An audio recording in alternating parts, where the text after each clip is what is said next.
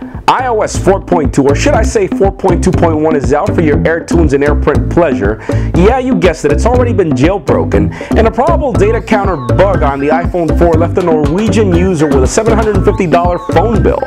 All this and more coming up right now.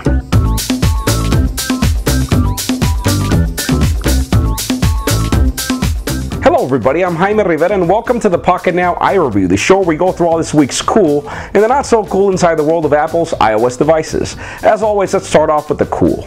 Well, iOS 4.2.1 finally makes the scene for iPhone devices, iPod Touch, and the iPad, and it finally fixes the Wi-Fi issues that were found on the iPad.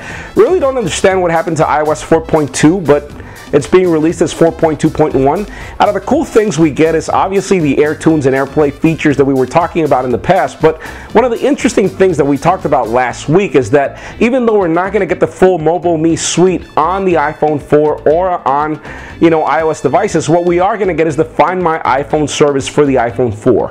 Really don't understand why this is not being ported to the iPhone 3GS or the 3G apparently, but really not sure if Apple's going to release that eventually, but as it stands, it only works on the 4, though there are ways to walk around and get it on the 3GS. So just hit us up at Pocketnow.com to give you the real scoop on how to get it working, though we do think it's not that easy. But aside from that, that's pretty much it. iOS 4.2.1 brought a lot of bug fixes for the iPhone 3G, though we haven't heard from 3G owners to see how it went for them. So again, let's see what happens, and let's hope that Apple keeps pulling up these releases quicker than they did with this one. And yeah, well, it didn't take the dev team much time to release their jailbreak for iOS 4.2.1. This jailbreak is being called Redsnow, which is currently not perfect because it only works tethered, which means that you need to connect your device to a computer in case you need to reset it, or in case you run out of battery power, or you're on the road or something. So it's really not perfect for now. An untethered jailbreak is expected to be out soon, but we're really hoping it comes out before iOS 4.3 comes out sometime within December, as it's been rumored. So let's see what happens. We're really hoping that the dev team gets this fixed soon. Another cool thing that's happening is that the Ultrasnow Unlock feature that's been really expected by a lot of the community is supposedly going to be out by Sunday, which is pretty much when this video is going to be live. So we're expecting that when you see this, you're also able to download your Unlock feature for your iPhone. The only problem with the Unlock right now is that it's only going to work for the iPhone 3GS and the iPhone 3G, but according to Muscle Nerd, it's only going to be a couple of days later for the Unlock feature to be available for the iPhone 4. So I know you and me and a lot of people out there are waiting for this, so let's hope it happens soon. And yeah, we've said it in the past and we'll say it again, jailbreakers have all the fun. It seems that AirPlay is working for iOS devices, but not for third-party applications yet. So even though Apple could, scoot off by saying that it's a problem because developers have not really worked on supporting it, it seems that there's this jailbreak application called AirVideo Enabler that allows for this feature to work on third-party applications without the developers having to do anything. So again, if you jailbreak your device, even though it's tethered currently, you'll also be able to bring, I don't know, Netflix or any sort of third-party applications to stream live through an Apple TV on your TV. So again, Apple, why don't you just contact these guys from the dev team and get them hired? I mean, they do a better job than you do sometimes. Alright, so that does it for the cool. Let's continue on with the not so cool. A Norwegian iPhone 4 user complains that his October phone bill came out a bit weird.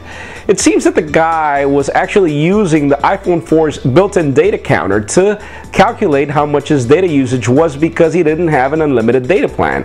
And well, he was expecting to get a $5 bill because he, downloaded somewhere around 12 megabytes, and it actually ended up downloading about 1.1 gigabytes of data. Now, what happens? I mean, this user is actually complaining that he actually used Wi-Fi for most of his tough downloads and not really the iPhone 4's data plan. So it could either be one of the two things. Either the iPhone 4 has a bug where it doesn't really indicate how much data is really being used, or there's a problem with Wi-Fi where you're actually relying on the phone to switch between data plans, between your Wi-Fi connection and the carrier's data, and the phone's really not doing a good work.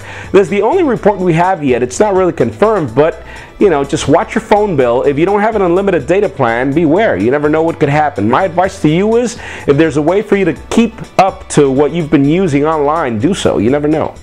And yeah, well, iOS 4.2.1 is out. What was uncool? Well, as mentioned earlier, the iPhone 3G and the 3GS did not get the Find My iPhone feature, but another weird thing is that the weird, ugly ringtones that were rumored months ago on the betas did not make it to the iPhone 3GS or the 3G, only to the 4.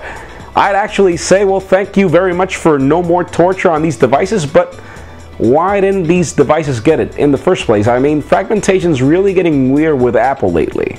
Let's see what happens. Well, Thanksgiving's in, Black Friday's in, and, you know, Cyber Monday, and sales are out. A lot of companies out there had really good smartphone sales, except Apple. Apple had iMacs on sale, MacBooks on sale, iPods on sale, but no iPhones. The only way you could get an iPhone on sale for as much as half off is if you bought it refurbished, which is not bad considering that refurbished phones have pretty much the same warranty. But again, Apple, I mean, we know you're a company that doesn't bring out much sales, but, you know, customer loyalty is really doing good for you, and it really would be cool if you would consider more sales for customers. We do know that there were a lot of apps out there with a lot of sales, like, for example, all the Gameloft games. A lot of really cool ones out there had sales, but again, Apple, think about it for next year. That's it for today's iReview. Thank you very much for watching. Any questions or comments you have about this video, hit us up on the post, and be sure to give us a thumbs up if you like what you saw. That's it for now.